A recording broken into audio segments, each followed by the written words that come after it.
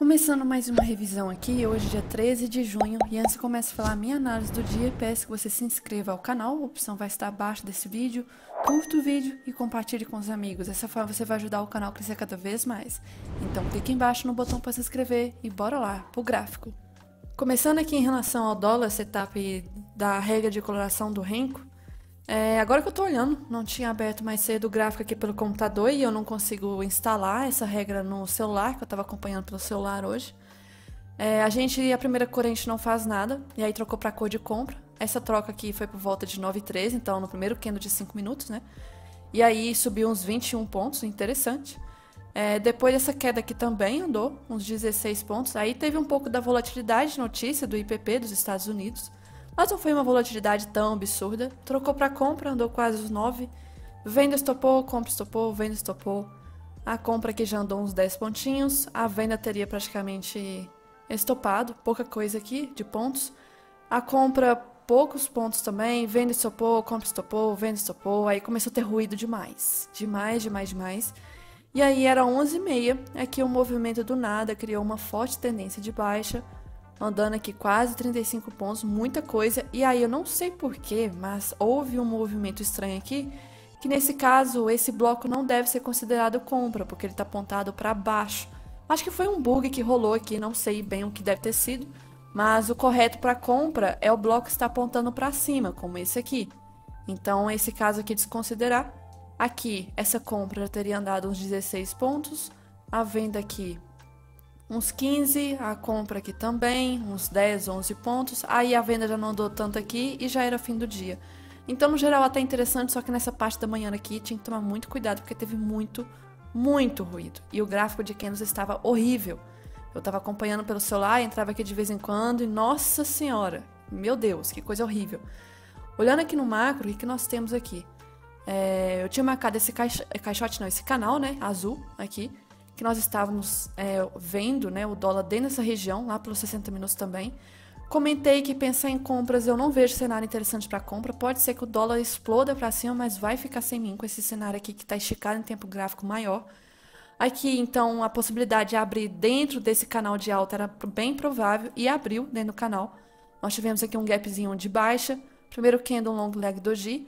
As médias todas praticamente estão sem tendência. O movimento aqui volta, fecha gap, chega nessa região dessa máxima aqui, próximo de resistência do dia anterior.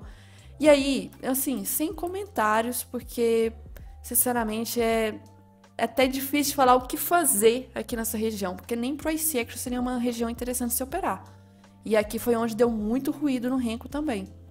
Então, assim, nada a ser feito. Movimento horrível, não tenho média, não tenho VWAP, não tenho nada, tudo, candle, tudo ruim aqui. E aí o movimento, a vista abriu, nada ajudou, notícia teve, não ajudou, a vista norte-americana abriu também, não ajudou. E aí do nada, meio-dia e pouco, o movimento começou a cair. Aqui chegou na região da mínima do dia e rompeu a mínima do dia, e chegou nessa região desse fundo aqui, até que de forma esticada. Posso pensar em reversão? Acho que teve gatilho pelo 2, mas eu tenho que ver se tem contexto. Nós tivemos aqui possibilidade de gatilho, mas tem confluência aqui. Nós temos aqui, não é região de variação infelizmente estava um pouco mais acima. Primeira pernada do dia, posso marcar do primeiro candle para baixo, era região de 100%, beleza. Retração do dia anterior, se eu marcar dessa aqui, não é. Se eu marcar dessa pernada maior, não faz nem sentido eu marcar dessa pernada maior. O movimento está aqui lateral, tá estranho, deixa eu desenhar. Não tem muito sentido essa retração aqui. Então, voltando para cá, até poderia ser um risco e entrar na compra aqui ancorado pela LT do canal, tá? Mas pensar em compras não está sendo interessante pelo cenário macro. Então, por mais que deu aqui talvez contexto para ser reversão, com risco retorno para média de 9, acho muito perigoso caçar a operação de compra no dólar, tá? E aí o movimento faz um pullback agressivo, não preenche critério. Infelizmente esse respiro que teve essa correção compradora foi muito forte.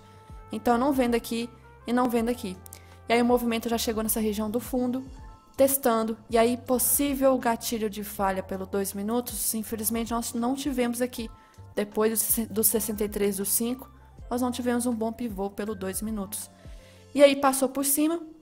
9h20 já começou a ficar sem tendência, tentou renovar fundo de novo, aqui já começa a cair talvez até em canal. outro canal, e foi até assim, até o fim do dia, praticamente com o cenário aqui com as barras bem menores depois. Muito, muito feio, muito difícil de analisar. O macro tá complicado, não, assim, precisa de correção, mas para cair tá difícil. Para subir, tá esticado para subir. Então, falando aqui hoje, sinceramente, eu não vi gatilho nenhum, cenário bem feio. Eu até comentei que depois de dias como ontem, né, que teve muita tendência, geralmente tende a ficar muito travado no dia seguinte. Hoje ficou muito travado. E aqui falando do macro, coisas que eu preciso atualizar. Eu não vou deixar minha SLT aqui, tá? A SLT aqui já tá estranha, vou deixar só essa aqui de cima mesmo.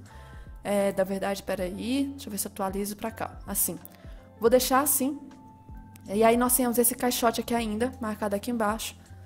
Eu vou deixar esse caixote pra cima também, com a possível região de resistência. O preço pode trabalhar dentro de lateralidade, ficar nessa região, porque aqui nós temos pressão compradora, porque esse caixote maior é do semanal, que foi rompido, então é a região de troca de polaridade. Só que também tem pressão vendedora, tá esticado. E aí amanhã é o último pregão da semana. E tá querendo fechar um doji com rejeição, com força vendedora na região de topo. E aí eu até comentei que isso aqui pode ser até um cenário de falso rompimento dessa região aqui, ó.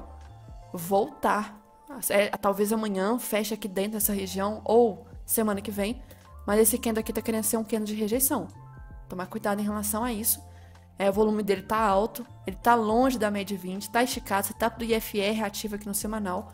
Então, vários fatores aqui para indicar que o movimento está esticado. Só que, graficamente, aí pelos 5 minutos, as médias aqui ainda estão sem tendência, porque está trabalhando nesse canal.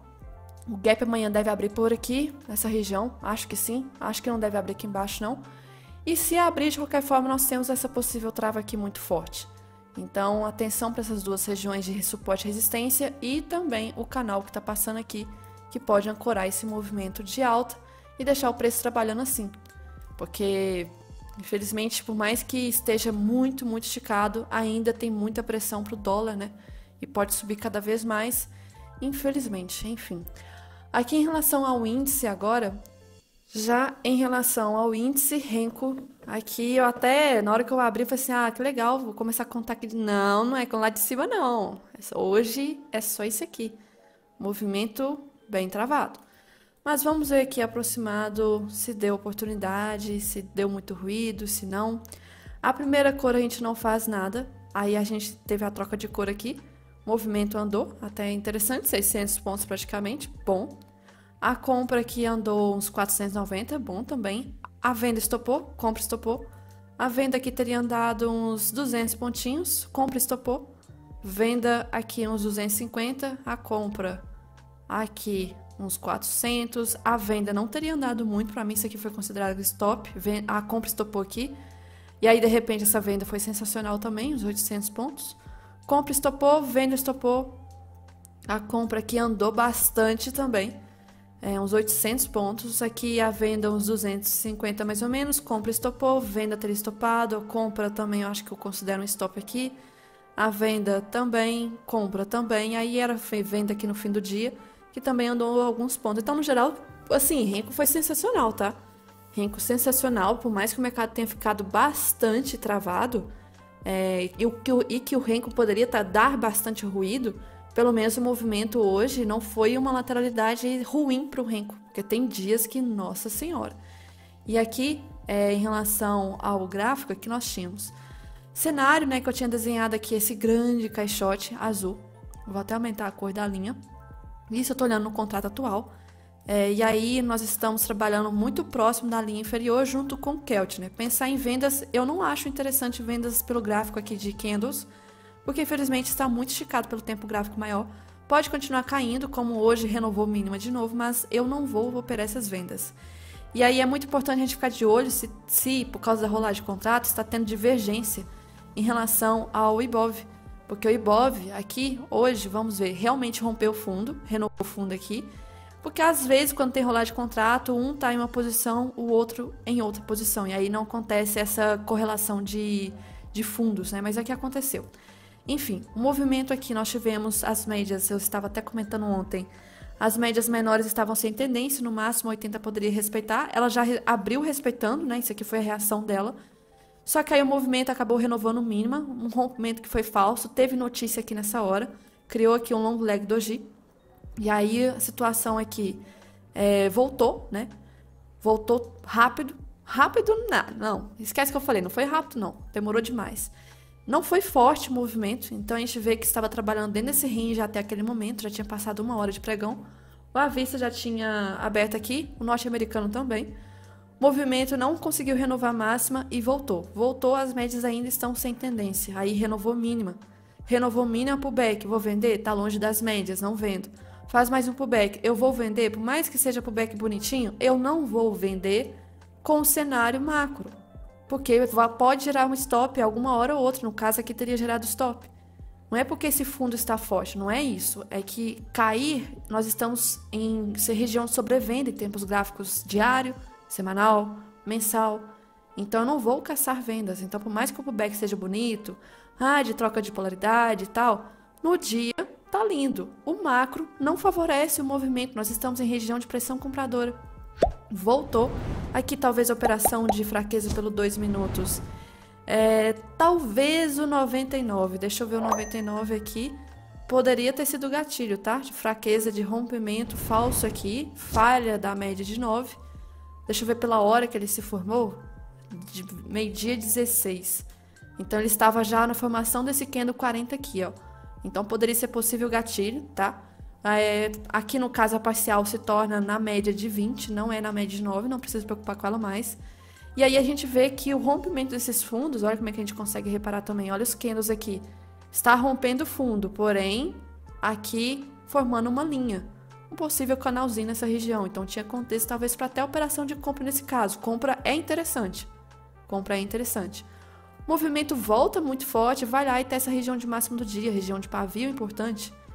E aqui nós tivemos, né, durante essa queda, até um favelo gap, bem pequenininho, acabou voltando sendo preenchido. Nessa região de alta aqui nós tivemos outro favelo gap, aqui. E aí o preço ficou com as médias... Opa, peraí, o que eu fiz? Cliquei sem querer. As médias aqui praticamente sem tendência, o mercado nessa hora ficou horrível, muito feio. Lateral, e a média 200 foi se aproximando, ela está ancorando como uma possível resistência. Nós tínhamos aqui também, talvez, se formando uma LT, passando aqui, movimento respeitando essa região, e aí teve força vendedora para preencher justamente o nosso favelo gap. O nosso favelo gap foi preenchido, já era parte da tarde aqui, quase o fim do pregão, e o movimento praticamente fechando aqui dentro de uma região que no dia foi sem tendência. Então nós tivemos aqui o dia resistência, suporte, e o preço trabalhou dentro dessa região. De candles, então, talvez gatilho só aqui embaixo, tá? E aí, em relação ao... O que eu ia falar agora? Macroeconomia, fluxo e algumas coisinhas. Aqui a situação hoje foi um dia até tranquilo pelo que está acontecendo ultimamente. Então, assim, por mais que tenha caído o Ibov, o índice futuro, foi uma queda, assim, não acentuada. Então, tranquilo. E o do índice e o dólar, somando, né, os dois acabou caindo junto. E isso, quando tem os dois na mesma direção, é complicado. É interessante que os dois tenham a correlação inversa. São dias mais fáceis de compreender. Quando os dois estão subindo ou os dois estão caindo, é muito estranho. E hoje os DIs fecharam aqui, alguns até mais de 1%. Não sei se ao longo do dia ficaram bem mais do que isso. Mas geralmente quando os DIs estão assim, tende a jogar índice para cima. Só que o índice ainda assim não conseguiu subir. Por quê? Nós tínhamos Petro caindo e FNC subindo. E se for ver por ações aqui então, quem que puxou mais hoje? B3, depois tem Petro, depois Itube, Petro 3. Aqui vai, várias aqui. Só que o índice não caiu tanto porque nós tínhamos, por exemplo, a Vale segurou muito o movimento. Ela tentou barrar da outra ponta. Só que praticamente ela estava sozinha aqui na ponta compradora em relação a pontos. Não tinha nenhuma outra com quantidade de pontos tão forte quanto ela. Enquanto que na venda nós tínhamos grandes ações aqui nessas 3 primeiras colocações. Ó.